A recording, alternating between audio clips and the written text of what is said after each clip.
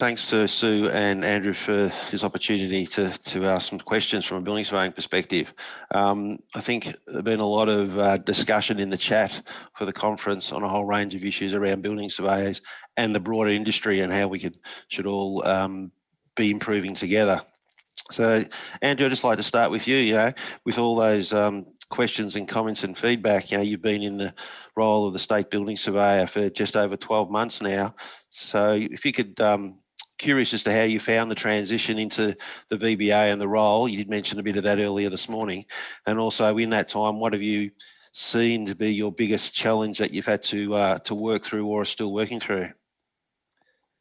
Thanks, Paul. I suppose coming from private industry into government has been one of my challenges. Just learning about the VBA.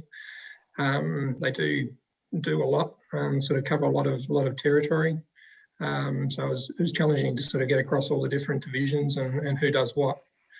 And I think the other thing is that in Victoria, the regulator, the VBA, is separate from the policymaker and the legislation writer being dealt.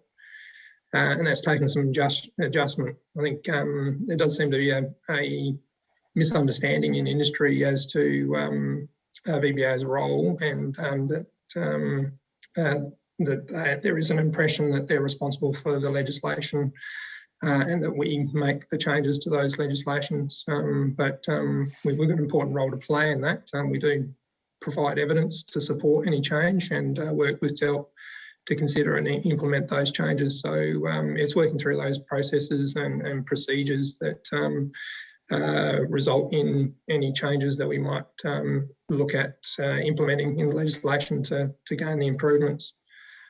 I think the other challenge has really been trying to get a handle on the true issues in the Victorian industry. Fortunately, had no shortage of willing industry members to engage with and definitely appreciate their time and input. But yeah, surprisingly, there was a real broad spectrum in impressions on what the issues were within the industry. Two sort of distinct camps, I think, on what are accepted practices and interpretations within the industry. And hence the priority introduction of the Code of Conduct, which I think addresses some of those differences, trying to provide some clarity. Definitely more work to be done, more education. Something that, as indicated in my presentation, is going to be a focus moving forward. And I think even just the role definition for the State Building Surveyor, I think it's still shaping. It's going to be somewhat dictated to by the expert panel and the reviews currently. So they're rightly so looking at what the role should and shouldn't do. And so I think that will sort of be a new challenge for me too as we take on potentially more inputs, but hopefully that will create more opportunities to have an impact on the building surveying profession and the future that it holds for us all. Thanks. So yeah, you talked about your role then, and probably the next couple of questions might impact on your role or make it bigger depending on what the answers are. But the next point I wanted to raise with you was the quality of design documentation. It's becoming more and more important with the industry. There's greater level of scrutiny by building surveyors as well as just other people in the industry and the VBA on projects. So I just wanted to know whether there was your view or the VBA's view on whether design documentation should all be done by registered practitioners. And also as a second component to that as to whether those practitioners should be signing off their designs to say that they can verify that it does comply through that design process, just to provide a level of potentially greater level of scrutiny on their own designs and not leave it all to the building surveyor to have to check it all and be the gatekeeper, as is the common comment that is made through the building surveying fraternity. Yeah, so definitely one that's on the ABCB Building Confidence Team review list, and one that we've been considering as part of the inputs into that process. So there's a number of different sort of things that have been looked at as to how we improve that design documentation. Obviously, there's education for the designers in feeding back to them where they're getting it wrong and trying to correct the source of the issue. But I think in the process, I think the debate is around the level of certification so that the building surveyor could rely on. So I think the key with that is whether it's independent or self-certification. So I think that's the hardest point to sort of work through. That obviously independent certification requires more input, but it gives you a higher level of rigour on the design, a more confidence in the correct outcome being achieved, because there's less conflict and less likelihood of a designer signing off incorrectly on their own work. I think there's still the ability to have that self sign-off. So I think personally I would agree that all design should be by registered practitioners, and all those practitioners should sign off on their work, so it makes it more traceable. It hopefully imposes a bit of responsibility on them, that when they're actually signing those documents, they may reflect and consider whether they have taken appropriate processes to ensure the compliance of that documentation. So, some of the work that is left all to the building surveyor at the end is being done in those early stages. On more complex designs, it may actually mean that the design team are actually engaging with building surveyors as a consultant, separate to the statutory role, to actually ensure that they're confident that they can sign off on that compliance at those early stages. I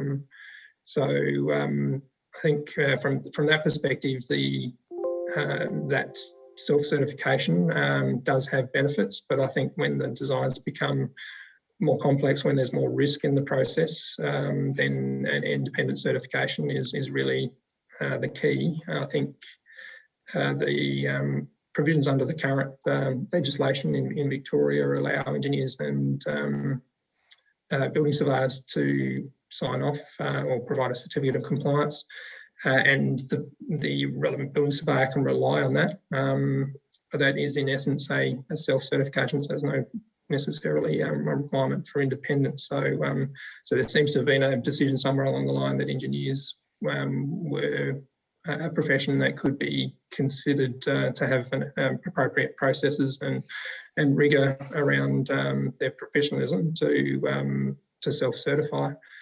And I think that's with some of the things we've seen in Sydney with some of the structural issues. I think the benefits of peer review, even for those that are not necessarily trying to rort the system, but may not be keeping up with appropriate design standards and trends, can actually benefit from some of that peer review and third-party input. So I think it drives improvement right through our industry. Yeah, great. Thanks, Andrew. So, Sue, a question for you. Following on from the design side of things, as we talk through the conference, there's a lot of people on a building site and people and the broader industry taking responsibility for what they do and the work that they do in an effort to make them reflect on what they're doing, and also what the common outcome is, the community interest. So tradespeople are a big part of that when they're on a site, and increasing scrutiny on their work as well. So is the VBA considering licensing trades of any description, whether that's some of the critical specialists such as in the area of fire rating protection or things like that? Yeah, thanks, Paul, for the question. And as you said, there's been lots of discussion and consideration about those impacts of multiple trades on site. It's been a topic of conversation between industry and the government for the entire time that I've been here as CEO. And there are a range of initiatives underway, both at the state and national level. At the state level, you may be aware that the Victorian government has committed to the introduction of the licensing and registration of trades. That'll commence next year, so in 2022. For the VBA, our role will be in administering the scheme. We understand carpenters will be that first cohort of trades who will be registered under that framework. Other categories will be progressively introduced. We understand that the DELP is running the RIS process and the draft regulations. They're expected to be released Q1 this year. For those of you interested, I understand the engagevic.gov.au website has most up-to-date information in relation to those programs. We also heard from Matt yesterday around the ABCB's building confidence recommendation work, and that includes the development of those national registration frameworks, which does include new categories of registration for those critical roles across all jurisdictions, of some of which are not currently required to be licensed here now in Victoria. So in terms of, the scope for fire, it'll be fire protection, fire safety designers, fire services design, system installers, obviously those who maintain and service fire systems as well. And our team has been working closely with the Building Confidence team on actually developing those frameworks. It will be a matter for government in terms of the take-up of that national registration framework. We heard from Anna Cronin yesterday. The expert panel's also turning their mind to these issues, and I'm sure all of that will come together in terms of the adoption in Victoria.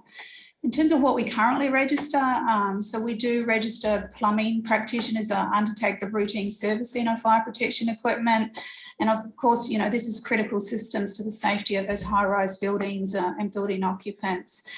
In April last year, we rolled out restricted registration pathways for those carrying out the routine servicing of wet fire systems. There's been a sort of a long legacy of a lack of clarity around that. So we've put in a program about making sure the rules are really clear and providing that transition pathway for those to upskill and work towards full registration. And then, another area I talked about yesterday was our research program. So we're working in partnership with Behaviour Works Australia, which is a unit of Monash University, looking at behavioural interventions for trades. And the one we're focused on at the moment is inappropriate service penetration. So you'll be aware of the work gets installed, someone comes along and later on installs an inappropriate penetration. So under our strategy to nudge, what Alison was referring to as the green lane, we have a program with them looking on a range of interventions to encourage practitioners not to do inappropriate service penetrations on those fire-rated walls. So if anyone in industry is out today, if you're interested in partnering with us, we're about to go to sites with a range of interventions, and we'd be really willing to work with anyone. So much more to be done, I think, Paul, and we're all actively looking for that implementation sooner rather than later. Yeah, I think you're right there. That implementation sooner rather than later, which does bring a greater responsibility in part on the VBA, as you outlined, because you're not the legislator, you're the implementator and the regulator. So there's also that education role. You talked about in your response then the fast tracking and getting tradespeople registered through certain processes, but once people are registered, doesn't matter whether they're the tradespeople or the designers, the question that then comes to mind is what's the VBA strategy you're looking at in relation to educating all those in the process of building approval and construction as an ongoing refreshment in relation to making sure they're fully aware of the new changes to the BCA, changes to legislation that might impact on their individual task. If you could just give us some insight into how the VBA might be able to be involved in that, and if you are, what tools and mechanisms that you're looking at developing or implementing. I can start, Andrew, and you can jump in after me if you like. So, Paul, I'd start with CPD. So again, we're not the policymakers in relation to continuing professional development, but we advocate strongly for the earliest possible introduction of CPD into our system. It's a really important part of our professional system, and we know that the department is working with the government on that proposal. I'm very keen to see that framework that will ensure everyone's doing hopefully really a mandatory set of educational competencies right throughout the time that they maintain that practitioner registration. Andrew talked about yesterday sort of setting out an education series. So I think that's our next piece in shifting gear. We have a really important role to play in that. We're not the only ones, so it is about working and collaborating with our partners. Some of the things Andrew had on the sheet this morning was around ESM training, certification inspections, those bushfire audit findings, so making sure we're getting that insight back into industry so they can adapt those practices as well. And there's another piece as well on documentation and records management that it's tended to come up as feedback as needing more maturity. The ABCB is also running a series of NCC workshops tailored to practitioner groups, and I'd really encourage people to get onto their website and take up those education packages that they're doing as part of our system-wide response. You're probably aware we've also more recently with the move to remote working, focusing much more on webinars, and that's been a really positive uptake. So there was a code of conduct piece as well with there, and we're doing a whole lot of different things on procurement, project managers, and all of the government agencies as well, who are also important partners in that delivery to make sure that they are aware of the code of conduct and supporting their part in the industry to do that. So I think there's a strong sentiment. We're all really passionate about it. We have finite resources individually. We have far more resources when we come together and collaborate. And that includes, with the industry associations. I'm really thrilled to hear about the professional standards scheme applications. I think it's a really positive sign for our industry in Victoria, and we'll do our part. Andrew, you might have some more to add. Yeah, so you covered it pretty well, but I think from my perspective, the important role that the VBA plays, and hopefully will play more in the future, is around linking our data and our information from our findings on inspections and complaints, inquiries, audits, so that we can really focus industry on the areas that are demonstrating the most need. So I think that's something we're really looking at developing and engaging then back to industry to ensure that they're delivering those core messages that will hopefully result in improved practices on site. So it is, once we analyse that information on what's going wrong on building sites and in buildings, is looking at the various sources of that, and quite often that will be multiple players through the process. And it's how do we message to them? How do we communicate to them on the appropriate compliant method of delivery? Look, yeah, thanks for that.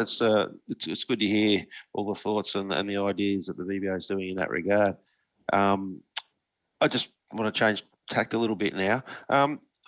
Where I come from, the Hendry Group, we do a lot of work in commercial buildings, and a lot of our competitors are the same. And we've talked about the increasing shortage of people qualified enough to work in the right areas, and so therefore inspections on the larger commercial sites and projects is becoming more challenging. So I'm just wondering, with the resources, you can use engineers and building surveyors, but there's concerns in relation to PI insurance and the people offering to do those inspections. So I'm just wondering if there's any strategies that the VBA and or the government are looking at in more quickly trying to be able to resource or ensure there are enough resources ongoing in the area of just the inspection side of things across the state. I can start again. So look, a topic of conversation with every stakeholder, every day of the week. I think we all really understand the challenge we've got in front of us with the workload ahead. And one of the key risks is having access to that pool of skilled workers. And as we're all scaling up, including the VBA, I know I get a lot of feedback that we're taking people out of the market. And that, it takes them away from the commercial sector. And then, of course, there may not be that pathway of people coming through. So I think we're all turning our minds to it. You would have seen the government make some investment in our sector and in relation to the women and building surveying, which is really important. We're doing our bit with the career pathways in association with VMIA and DBDRV. We'd like to see that grow markedly if we can bring the financial resources to bear. And I know Andrew's got some thoughts around an inspection careers pathway program as well. It's the mentoring and pairing of building surveyors as well, but it's also those discussions through the Building Act review on the different transition pathways. So we do, we are an industry that is going to have a lot of economic activity. We've already seen a shift and increase of people seeking to be registered in the industry, which is really positive over this last year. We would expect to see more of that. So, what are those micro credentials, the potential ability for people to navigate from areas of the industry that may have less work, into some of these other skilled areas. So working together with universities and others and other parts of government to bring that to bear. So, it is a complex problem, but it's something we are working on and need to continue working on so we can mitigate that risk and ensure the vitality of the industry. And probably just to add is this is an important area for that collaboration with industry, that we really need industry to come along with that journey, that we need to develop strategies around how we can grow the practitioners within the industry to make sure that we're servicing it appropriately. Right. Well, thank you, Sue. Thank you, Andrew, for this short session, and with every other session that's been talked about. And I think Bronwyn said it, we could talk well into the night or well into the afternoon with lots of questions, but obviously time is limited. So thank you very much. Thanks. Thank you.